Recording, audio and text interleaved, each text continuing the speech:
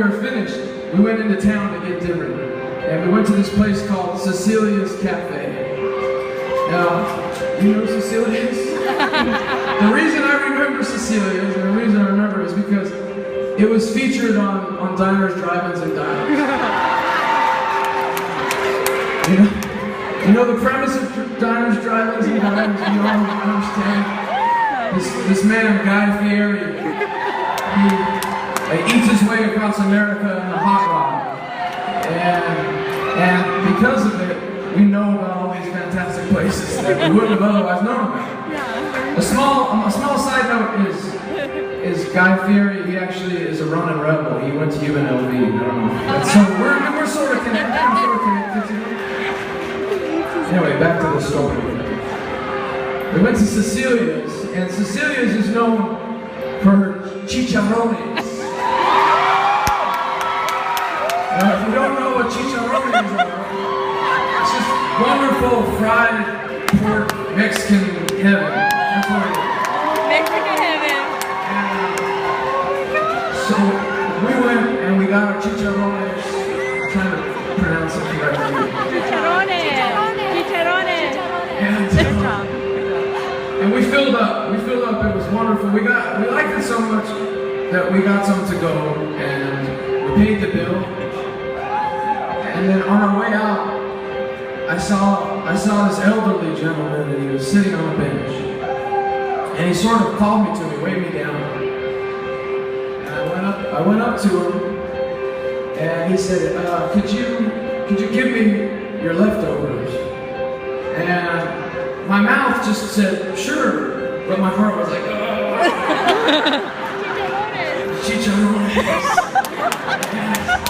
And it was the right thing to do, and it was the right thing to do. I handed it over to him, and I asked him where he was from, and he said he was from Kansas City. Side note, Jake Blunt was from Kansas City. It wasn't Jake Blunt. I asked him where he was headed. Now, if you don't know this about me, I'm a little bit inquisitive, I guess. Some people would say nosy, but I prefer inquisitive. And he told me that just on the other side of the border in Mexico, there's a small town called Nogales.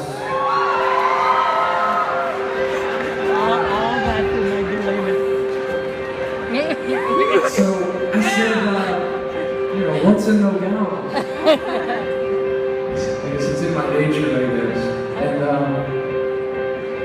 I'll never forget what he said to me. He looked me dead in the eye, and he said, "You got any cash?" He sort of said it like Mark Stormer. It was more like, "You got cash, you got any cash." And so by this point, my buddies are getting restless. We start to honk the horn.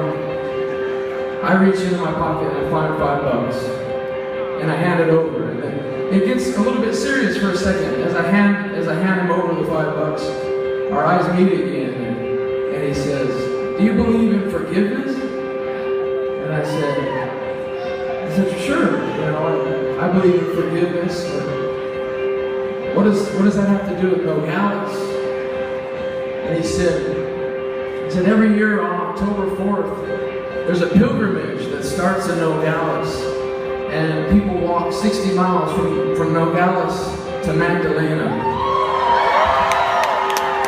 And he said St. Francis Xavier, he heals the people that walk, and he blesses the people that walk, and most importantly, he forgives these people that walk and make this pilgrimage.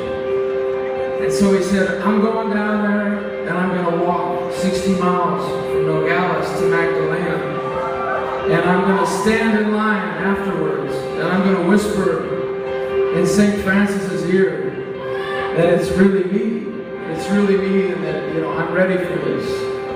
And so I sort of knew that there was a line that I wasn't going to cross, because I knew, even though I'm a little bit on the nosy side, I wasn't going to ask what it was that he had done. And my heart went out to him. I looked at his worn out boots, and I looked at his worn out body, and I couldn't help but say, man, are you sure you want to do this? I mean, maybe I could give you bus fare and you could go back home. And for the third time, he looked me dead in the eye, and he said,